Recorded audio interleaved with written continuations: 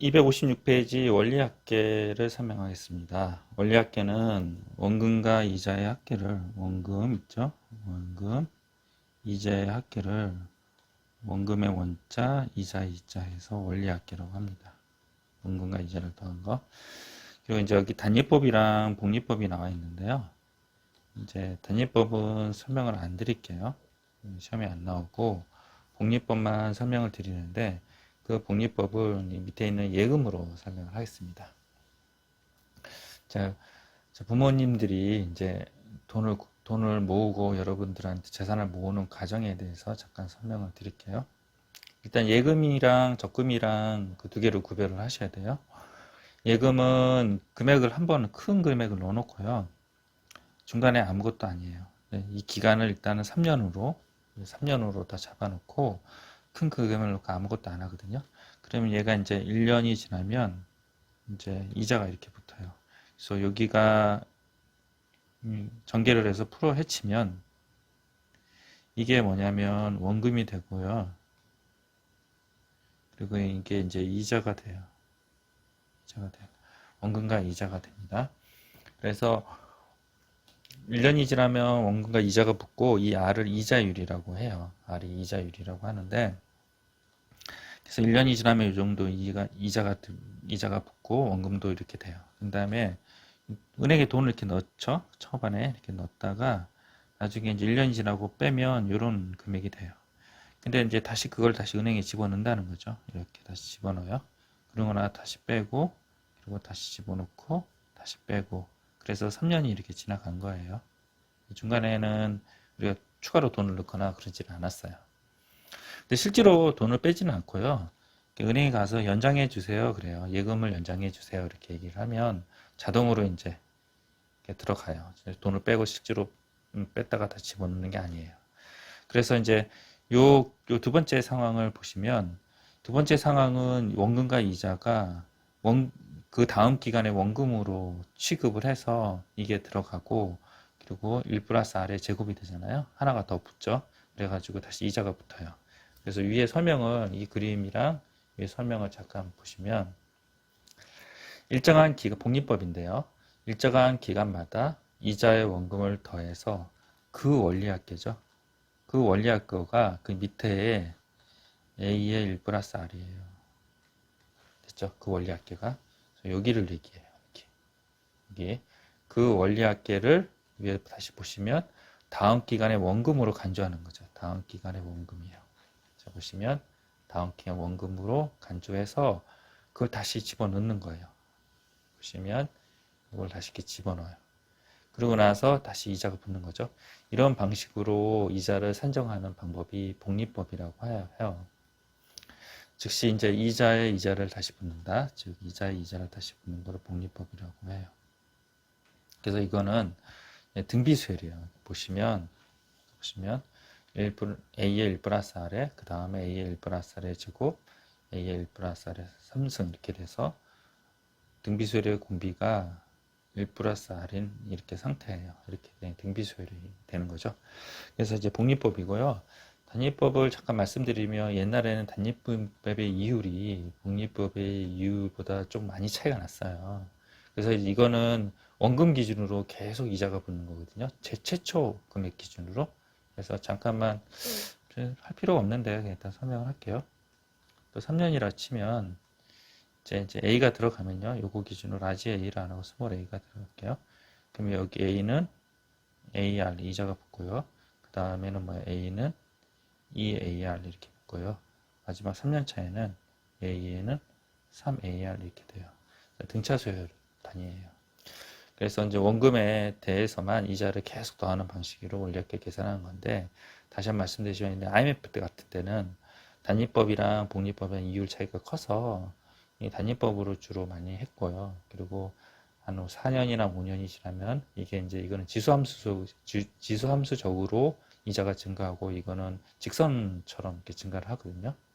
그래서 이제 잠깐 설명드리면 옛날 IMF 때는 이랬어요. 단위법이 이율이 높아서 이렇게 됐고요. 복리법은 이율이 낮아서 이렇게 됐는데 이렇게 올라가는 그런 차이예요. 그래서 이제 크로스 되는 시점이 있었어요. 금액이. 그래서 은행에 가시면 손님 단위법을 해야 될까요? 복리법을 해야 될까요? 이렇게 물어보면 예전에는 단위라 복리로 했었을 때 어느 시점이 같게 되는 시점이냐? 그러면 3년 8개월 이렇게 얘기했어요. 저 같은 경우는. 그 시점에는 복리법이 더 나았었어요. 복리법이 이렇게 올라가니까. 그러니까 이제 이게 단위법이고요. 이게 복리법이에요. 그러면 이제 왜 이게 시험에 안 나오냐? 지금 IMF 저금리, IMF 이게 저금리가 선진국처럼 저금리 상태가 됐거든요. 그래서 금리가 워낙 낮아서 이자율이 워낙 낮아서 이게 차이가 별로 없어요. 이 차이가 없는 상태에서 뭐하러 이제 단위법을 하겠어요. 기간이 일정 기간이 지나면 뭐 이자가 기하급수로 증가하는데요. 그래서 이제 단위법은 20년 동안 시험에 나온 적이 없어요. 그래서 복리법에 대한 개념만 알고 있으시면 되고, 그다음 이제 복리법의 개념을 알기 위해서 예금에 대해서 좀 알고 있어야 돼요. 예금은 돈을 집어넣고 중간에 아무 짓도 안 하고 돈이 1 플러스 A에 1 플러스 R이 되면 그거를 다음 기간에 원금으로 간주해서 다시 집어넣고 또 빼고 또 빼고 또 빼고 또 빼고 이런 식으로 가는데 빼지는 않고 연장해 주세요. 그렇게 얘기하면 돼요. 됐죠? 그래서 이거 다시 한번 읽어보시면 일정한 기간마다 이자의 원금을 더해서 그게 이거예요. 그 원리합계, 원금과 이자의 합계, 그 원리합계를 다음 기간에 원금으로 간주해서 다시 집어넣는 거죠. 그래서 요 이자가 붙은 AR에 다시 이자가 붙어요. 그래서 즉 이자에 다시 이자가 붙는 방식이 복리법이라고 합니다. 되셨죠? 잠깐 화면 멈추고 여기 필기를 해 주십시오. 됐죠? 그리고 여기 예금 그리고 이제 적금을 추가로 설명을 하고 그 다음에 한꺼번에 필기를 했으면 좋겠습니다. 자, 그러면 예금 아까 잠깐 다시 설명드릴게요. 예금은 돈을 넣고 중간에 아무 짓도 안 하고요. 초에 넣기 때문에 기간에 대해서 이자가 붙거든요. 그래서 1년이라는 기간이 지나서 A의 1 플러스 R, 그리고 또 1년이 지나면 A의 1 플러스 R의 제곱, 그 다음에 A의 1 플러스 3승 이렇게 되는 거죠. 근데 적금은 어떤 거냐면 돈을 계속 집어넣는 거예요. 그래서 초에 집어넣는가, 그 기간의 말에 집어넣는 거에 따라서 초에 집어넣는 거는 기수불이라고 하고 말에 집어넣는 기말불이라고 해요. 그거에 따라서 이제 계산되는 방식이 달라서 이거는 예금 같은 건 돈 한 번을 넣고 아무것도 안 했잖아요. 근데 적금은 계속 집어넣는 거죠. 그러니까 얘도 원리합계가 존재하고 얘도 원리합계가 증가하고 얘도 원리합계가 증가해요. 그래서 적금은 원리합계들이에요. 원리합계들. 그래서 이제 제일 처음에 집어넣은 거는 3년이 지나니까 A의 1 플러스 3승이 되고 두 번째 지난 거는 A의 1 플러스 2, 세 번째 지나면 A의 1 플러스 R 이렇게 돼요. 그래서 이거 세 개를 다 더해 주시면 돼요. 그래서 S는 요거 더하기 요거 더하기 요건데 여기 이제 초항이 되는 거죠. 그래서 등비수열의 합공식에 의해서 R의 마이너스 1에 초항 A의 1 플러스 R이 되고 3년이니까 R의 3승 마이너스 이렇게 돼서 등비수열의 합공식을 써서 기수 부릴 때 이 적금에 대한 그 토탈 금액이 나옵니다. 기말부는요, 이게 이제 여기가 초에 넣은 게 아니라 말에 넣기 때문에요. 실제로 얘가 기간을 환산하면 2년뿐이 지나지 않아요. 그래서 여기 실제 이자 붙는 게 A의 1 플러스의 2승이고요. 얘도 1년뿐이 안 되고요. 마지막에 계약 만료일 전날 A를 넣는다고 해서 이자가 붙지는 않아요. 그래서 이거 마찬가지로 세 번을 넣기 때문에 세 개를 다 더해줘야 돼서 첫째 항이 A가 되고 공비는 1 플러스 R이 되고 이제 식은 1 플러스 R의 3승 마이너스 1이에요. 근데 이제 이게 2승이라고 해서 여기 이제 2승이 되면 안 돼요. 등비수열의 요 N은요, 그때 잠깐 말씀드렸듯이 마지막 항이 아니라 항의 총 개수예요. 항이 아니라 항의 총 개수예요. 항의 총 개수라서 이게 개수가 몇 개야? 3개죠. 그럼 3 쓰는 거야. 아시겠죠? 이게 2라고 해서 3 쓰면 안 됩니다. 잠깐 화면 멈추고 필기를 하십시오. 네, 됐죠? 예. 꼭 필기를 하셔야 됩니다. 중요합니다. 자, 그래서 다시 적금에 대해서 다시 이제 설명을 좀 해보겠습니다. 적금은 매년 초에 넣는 거고요. 아까 말씀드린 대로 조금 보여드릴까요? 여기 다시. 자, 한꺼번에 나왔으면 좋겠는데, 이제 초에 넣는 거니까 여기가 이제 맨 마지막에 A의 1 플러스 R이 돼요. 그래서 여기도 이제 A 1 플러스 R이 되고 여기가 N이 되고요. 그리고 이게 공비가 1 플러스 R이 돼서 R-1에 A의 1 플러스 R 초항 그리고 1 플러스 R N승 이렇게 돼요. 이게 아까 말씀드렸듯이 마지막 항이 아니라 항의 총 개수가 되죠. 저 기말부 같은 경우는 아까 좀 뭐라고 했어요? 마지막에 있는 게 초항이 되죠. 근데 걔가 이자가 붙지 않아요. 그래서 여기가 이제 A가 되고 똑같이 식이 되는데 여기가 n-1이 아니라는 사실을 명심하셔야 돼요. 여기는 n-1이고요. 왜냐면 얘는 다시 한번 써드릴게요. 마지막 항이 잠깐만요. 화면 잘렸나요? 기말불이에요. 그래서 초항이 여기 있고 그 다음에 여기 n-의 마지막 항이 아니라 항의 총 개수입니다. 개수. 됐죠? 한번 다시 써드리는 거예요. 자, 봅시다. 그래서 이제 매년 말에 집어넣으니까 여기가 마지막에 집어넣은 거 A가 되고 그리고 이자가 붙지는 않아요. 그래서 그리고 여기가 n-1이 돼요. 그래서 이게 이제 복잡하니까 제가 여러분들 이런 식으로 설명을 했던 거예요. A고 A 이렇게 되고 그 다음에 제일 마지막에 있는 게 A고 두 번째는 게 A의 1 플러스 R이고 첫 번째는 게 A의 1 플러스 제곱이에요. 그래서 이제 첫째 항이 요거라서 여기 집어넣고 1 플러스 R의 n인데요. 이게 마지막 항이 아니라 총 개수인데 개수가 3개잖아요. 그래서 3을 넣어야 된다. 여기 2라고 해서 여기 있으면 절대 안 됩니다. 학생들 그런 실수 많이 해요. 항의 총 개수입니다. 되셨죠? 잠깐 화면을 멈추고 필기를 해 주십시오. 한번 또 말입니다. 동그라미 쳐주시고. 됐죠? 이제 문제를 한번 풀어보겠습니다. 자, 필수 예제 32번 설명하겠습니다.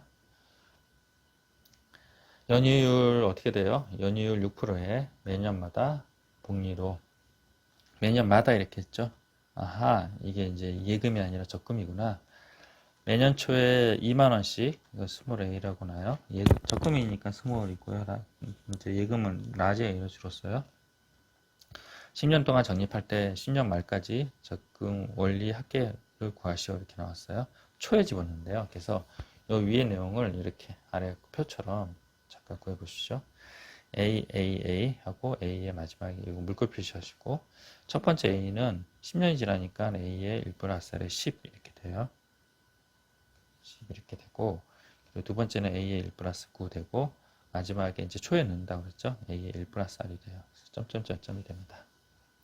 됐죠. 그 다음에 이제 등비수의 합이라서 이게 다 더해주는데 첫째 항이 이거고요. 공비가 1 플러스 10승 마이너스 1이 되고 여기 1 플러스 마이너스 1이 됩니다. 됐죠? 이런 식으로 계산하시면 되고 위에 여기 이제 단 0.1.06이 10승 1.8이라고 써있잖아요. 그래서 이 부분은 계산하시고 연이율은 6이니까 퍼센트가 100분의 1이죠. 0.66 집어넣으시면 돼요. 그래서 여기서 이제 얘는 0.06을 집어넣으시고 얘는 위에서 나오는 단 조건이 있으니까 얘가 뭐예요? 1.8을 집어넣으시면 되고 요거는 2만원 집어넣으시면 되고 요거는 마찬가지로 0.06 집어넣어서 계산하시면 됩니다. 그렇죠? 잠깐 화면 멈추고 필기를 하십시오. 자, 등비수열의 활용 260페이지 잠깐 설명드리겠습니다. 좀 내용이 조금 어렵습니다. 근데 이제 개념을 잘 잡으시면 되게 쉽습니다.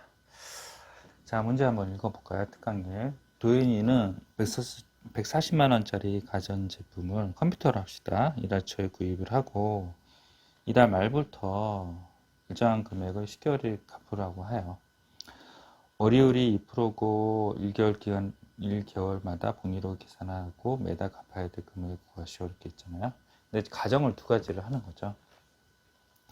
이 라지 A를 140이라고 봅시다. 이게 140입니다. 140이고요. 이게 10개월이 정도 되는데 이제 제가 이제 판매자라고 생각을 하고 도윤이라는 애가 140만 원짜리를 현금으로 산다고 처음엔 저한테 얘기했다고 칩시다. 근데 이제 나중에 이제 엄마한테 전화를 받고 현금이 없다고 해서 할부 구매를 하게 된 경우라고 생각을 하세요. 그러면 이제 저희 입장에서는 140만 원을 현금으로 줬었으면 10개월 동안 그 이자가 이렇게 늘어났을 텐데 그냥 물건은 가져가 놓고 돈은 주진 않았잖아요. 그래서 저는 140만 원 플러스 이렇게 이제 이자를 붙인 금액을 도윤이한테 청구를 하고 싶은 거예요. 그게 이제 이 원리학계의 상환 이 상환의 원리입니다. 그러니까 이게 어디서부터 시작되는 거냐면 법적 소유권 이전 시점 때문에 그래요. 그래서 우리가 휴대폰 같은 거 약정을 하잖아요. 네, 선생님은 이제 개인적으로 약정을 별로 안 좋아하는데요. 그래서 약정을 하는 게 그게 결국 할부 구매예요. 근데 여러분들이 만약에 24개월에 휴대폰을 이제 구매를 했어요. 약정을 했어요. 근데 휴대폰 할부 금액을 완납하기 전까지는 그 법적 소유권이 휴대폰이 여러분 거가 아니에요. 그 대리점 거예요. 대리점 거. 그래서 그게 약정 기간이 끝났을 때 소유권이 비로소 그 휴대폰에 대한 소유권이 여러분한테 소유가 되는 거죠. 집을 만약에 부모님이 집을 사려고 했었을 때 처음에 계약금 뭐 2천만 원 넣고 중도금은 2억 넣고 잔금을 3억 넣었다고 칩시다. 처음 계약금 넣었을 때도 그 집은 산집 있잖아요. 산집은 소유권 이전이 안 돼요. 중도금을 넣어도 이전이 안 되고요. 마지막 최종 금액을 납입했었을 때 법적 소유권이 이전이 돼서 그날 당일날 등기부등본에 이제 여러분들 부모님 이름을 기입하게 돼요. 그래서 이게 이제 물건을 가져갔잖아요. 초에 물건을 구입했으니까 가져갔겠죠. 근데 돈을 완납하지는 않았어요. 그러면 언제 완납했냐면 10개월 뒤에 완납했어요. 그러면 소유권이 10개월 뒤에 소유권이 이전이 돼요. 컴퓨터를 그 친구는 가져갔지만 실제로 내 소유권, 제가 소유권을 가지고 있는 거죠. 그 친구가 마지막 할부 금액을 저한테 완납했었을 때 그때 소유권이 이전이 된다니까요. 그래서 이 10개월의 이 기준점을 가지고 정산이 들어가요. 그래서 이렇게 생각하는 거죠. 만약에 이제 그 친구가 돈을 이제 컴퓨터를 가져가고요. 140만 원 컴퓨터라고 저한테 아무것도 안 줬어요. 그래서 10개월이 지났죠. 10개월이 지나면 저는 그 친구한테 A의 1 플러스 R의 10승 있잖아요. 이게 예금이죠, 예금. 이거를 청구하고 소유권이 이전이 되는 거예요. 그 친구가 그 돈을 냈었을 때. 그래서 이제 그렇게 되는 시스템이고, 근데 이제 그 친구가 아예 돈을 안 주지는 않았거든요. 이게 뭐냐면, 이때 돈을 준 게 아니라, 찔끔찔끔 나눠서 이렇게 줬어요. 그래서 이달 말부터 일정 금액을 줬거든요. 그래서 이때 이달 말에 저한테 돈을 줬죠. 돈을 안 준 게 아니잖아요. 그래서 이 돈을 줬다는 가정하에서 이 중고를 가지고 은행에 넣어요. 그러면 이때 정산을 하잖아요. 그래서 그 친구가 준 돈은 실질적으로는 A의 1 플러스 R의 1승, 이게 뭐죠? 9승이죠. 9승이죠. 9승의 실제 금액으로 산정을 해줘야 돼요. 이때 정산할 거니까. 그리고 이 친구가 그 다음 달에 주잖아요. 그러면 A의 1 플러스의 8승을 이 친구가 준 금액으로 환전을 하는 거죠. 이자가 붙은 금액으로. 그래서 맨 마지막 A 주죠. 그래서 이걸 합해요. 이게 뭐예요? 아까 배웠던 적금이죠. 그래서 이렇게 하는 거죠. 법적 소유권 이전 시점이 여기는 써놓으세요. 소유권 이전 시점이에요. 시점이 할부 금액을 완납했을 때니까 이거 기준으로 해요. 물건을 가져갔으니까 만약에 140만 원을 나한테 줬더라면 나는 이만큼의 이자를 얻었을 텐다는 가정. 그리고 물건을 가져갔으니 나는 이 A 140만 원 청구하는 게 아니라 이만큼의 이자를 청구를 해야 돼요. 됐죠? 그래서 이만큼 이자는 170만 원이에요. 계산을 하면. 맞죠? 근데 그 친구가 그냥 이 기간 동안에 아무것도 안 한 게 아니라 돈을 찔끔찔끔 줬거든요. 돈을 줬기 때문에 이 돈 준 거에 이자가 붙은 거를 이때 다 정산을 해줘야 돼요. 그래서 저한테 돈을 줬다고 가정을 하고 제가 돈을 받잖아요. 이걸 은행에 계속 넣는 거죠. 그래서 이거는 뭐예요? 계속 돈을 넣는 적금이에요. 그래서 기수불이 아니라 기말불에 해당이 되고 매달 말에 넣었으니까요. 이 적금을 부어요. 이 금액이 두 개가 같다고 놓고 정산하는 거예요. 그래서 위에 있는 도표의 금액은 A의 1 플러스 R의 10승이고요. 아래는 첫째 항이 A고요. 공비가 1 플러스 10승. 이것도 마찬가지 마지막 항이 아니라 항의 총수이기 때문에 개수가 10개예요. 그래서 두 개를 갖다 놓고 이 시점에 정산을 하는 거죠. 그래서 우리는 140을 알고 있고 스몰 a를 구하자는 거예요. 이 문제 질문이. 그래서 요거를 계산해서 오른쪽으로 넘겨서 그 스몰 a를 구하면요. 15만 원 정도 된대요. 보세요. 만약에 물건을 가져가고 이렇게 찔끔찔끔도 안 줬으면 140만 원짜리 컴퓨터를 170만 원에 돈을 내야 되는 그런 상황이죠. 도윤이라는 친구는. 맞죠? 근데 그게 아니라 이제 찔끔찔끔 주면 결국은 뭐예요? 15만 원이니까 10개월이니까 150만 원이죠. 150만 원 정도 컴퓨터를 사는 거예요.